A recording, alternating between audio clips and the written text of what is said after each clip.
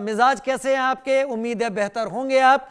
लेकिन जो टीटीपी की तरफ से, खुरासान की तरफ से क्लेम्स किए जा रहे हैं डूरन लाइन के अलोंग विद केपीके के इलाके में, ये क्लेम वो विजुअल्स के साथ बता रहे हैं उन्होंने क्या कुछ किया है।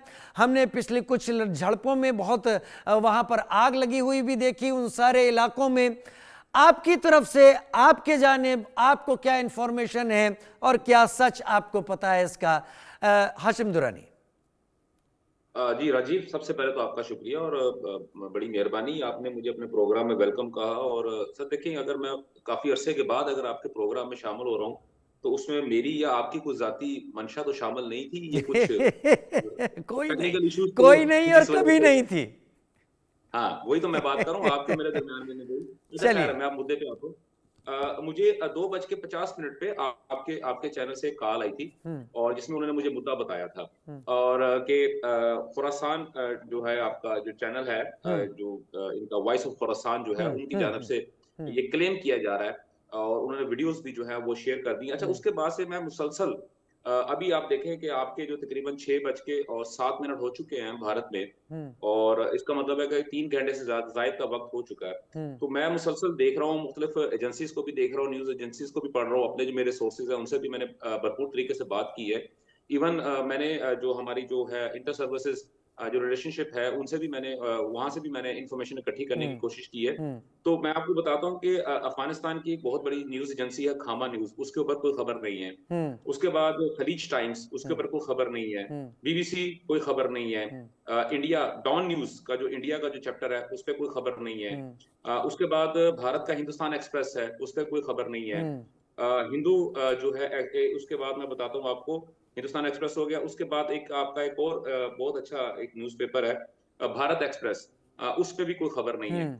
अच्छा, अब मुझे नहीं समझ आ रही कि ये खबर आपके पास कैसे पहुंची। पिछले हम्म। 3 साढ़े 3 घंटे से जायद का अरसा गुजर चुका है और ये खुरासान की जानब से या वॉइस ऑफ खुरासान की जानब से मुसलसल ये बात की जा रही है, टीटीपी की जानब से, कि हमने हमला कर दिया है। हम्म। देखें, अभी अगर तो फर्ज करें कि ये खबर उन्होंने बिल्कुल दुरुस्त कही है, तो इंटरनेशनल, चलो पाकिस्तान तो मैं मानता हूँ कि पाकिस्तान जो है वो कभी भी इस खबर को उस वक्त तक बाहर नहीं निकालेगा जब तक कि वो वाकई। डैमेजेस को कंट्रोल नहीं करेगा। हम्म। लेकिन जो इंटरनेशनल मीडिया है, क्या उन्होंने इसको क्यों नहीं बाय किया अभी तक? उसके ऊपर हम्म। कहीं पे भी ये खबर क्यों नहीं आई? मैंने हम्म। बीबीसी को भी देख लिया, इवन मैंने अल जजीरा को जो लाइव उनकी ट्रांसमिशन है उसको भी चेक कर लिया, उनकी पूरी वेबसाइट को भी देख लिया, वहां पे मुझे कोई ऐसी खबर नहीं मिल रही। ठीक हो गया, उन्होंने खबर दी है, आप उस पर बिल्कुल काम करें। दूसरी बात ये थी कि ये कहा जा रहा है कि उन्होंने धमकी दे दी है, तो ठीक है, उनका बनता है। देखें, जब एक आपको पता नहीं, है मैं कि इसीलिए हाशिम भाई इस मुल्कों बात की को हम अपने स्टोरी में भी बता रहे हैं कि वो क्लेम कर रहे हैं, वो दावा कर रहे हैं। हम ये नहीं कह रहे कि ऐसा हुआ होगा, ये क्लेम्स आते रहते हैं, लिहाजा आपसे इसी बारे में हम पूछ रहे हैं। तो मैं आपसे वही बात कर रहा हूँ ना राजीव भाई, आपसे मैं वही बात कर रहा हूँ कि झूठ बोले जितना मर्जी बोल लें, झूठ बोलने पे कोई किसी किस्म की कोई एनर्जी जाया तो नहीं होती। थोड़ी सी जुबान आपको हिलानी पड़ती है, या आप अपना कीबोर्ड के ऊपर बैठ के अपनी उंगलियां जो है ऐसे ऐसे करते हैं तो आप कुछ भी आप वहां पे नरेट कर सकते हैं। दूसरी बात ये थी कि अभी जो हुआ है पाकिस्तान का और अफगानिस्तान के दरमियान में, वो टीटीपी की वजह से हुआ है। और पाकिस्तान ने जैसे कहा, ये आपने भी अपने आपकी रिपोर्ट के अंदर भी ये कहा गया था कि पाकिस्तान ने एक दहशतगर्द जो उनका सरबराह है, जो उनका सरगुना है, उसको मारने के लिए अफगानिस्तान के अंदर जो है उन्होंने एरियल अटैक किया। तो जिसके कुछ देर के बाद उसने कहा कि नहीं जी, मैं तो बिल्कुल सही सलामत हूँ और मैं मौजूद हूँ। तो इसका मतलब क्या हुआ कि वाकई दहशतगर्द जो हैं वो वहां पे मौजूद हैं।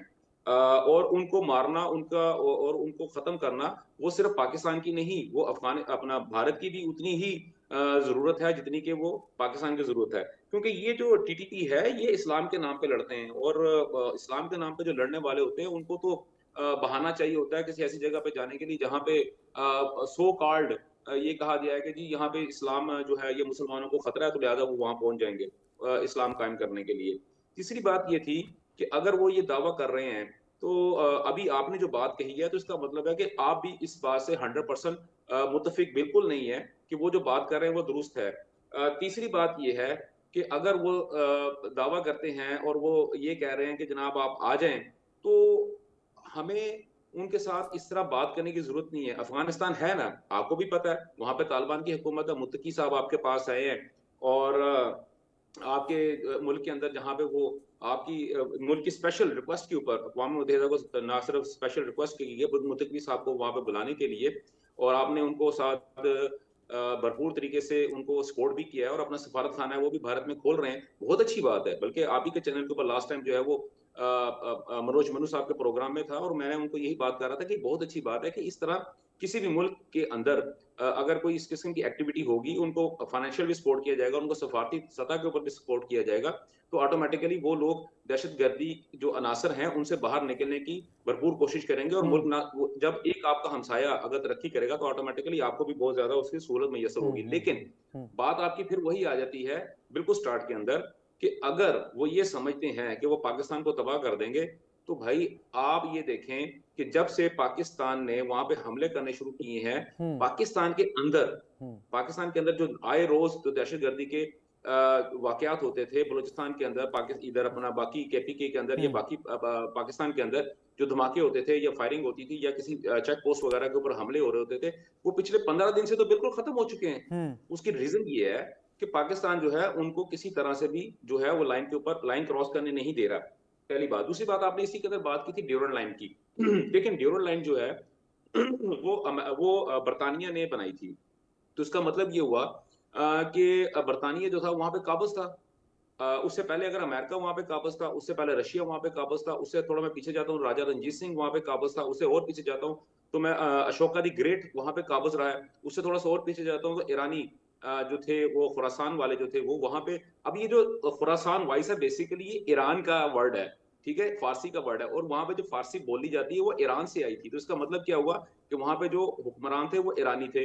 उससे थोड़ा सा मैं और पीछे जाता हूँ तो ये गजनी जो ये थे हम थोड़ा सा वो बहुत ज़्यादा आगे जा रहे हैं। मैं आपको लिंक दे देता हूँ, ज़रा सा ढूंढ लीजिएगा।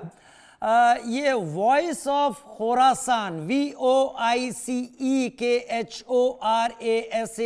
1, ये एक एक्स हैंडल है जिस पर ये सारी इंफॉर्मेशन है। लेकिन हाशिम भाई, आपने भी जितनी बातें कही, मैंने आपको मौका इसलिए दिया कि कई बार एतराज़ आते हैं कि बोलने नहीं दिया जाता, लेकिन आपने कहा कि ये जो टेररिज्म है इससे भारत को लड़ने की ज़रूरत है। ऑपरेशन सिंदूर में लड़े थे हमने जैश मोहम्मद और लश्कर को मारा था, लेकिन पाकिस्तान ने हमारे ऊपर मिसाइलों से हमले किए, हमारे ऊपर ड्रोन से अटैक किए। कहाँ लड़े, किससे लड़े? फिर राजीव भाई आप पढ़े लिखे इंसान है, राजीव भाई आप पढ़े लिखे इंसान है और आप मामला फहम इंसान है, और इस तरह की हल्की बात आपके मुंह नहीं, से हल्की नहीं है, ये सही है, क्योंकि आपने कहा कि हमें टीटीपी जैसों से लड़ने की जरूरत है। हम लड़े दहशतगर्दों से, हम लड़े लश्कर तैयबा के ड्रैकुलाओं से या फिर इस जैश मोहम्मद के कातिलों से, लेकिन पाकिस्तान ने तो हम पे हमले शुरू कर दिए। अब वो जो डूरन लाइन की आप बात कर रहे हैं, 1893 से 1993 तक, जो कि अब्दुल रहमान खान जो कि अफगानिस्तान के रूलर थे तब, और सर डूरंट के बीच में हुआ था, वो इंडिया और अफगानिस्तान में लाइन खींची गई। अफगानिस्तान ने कभी नहीं माना उस चीज को, और वो आज भी नहीं मान रहा है। वो कह रहा है ये तो हमारी बिरादरी बांट दी गई। खैर, अब मैं अहमर मस्तिकन का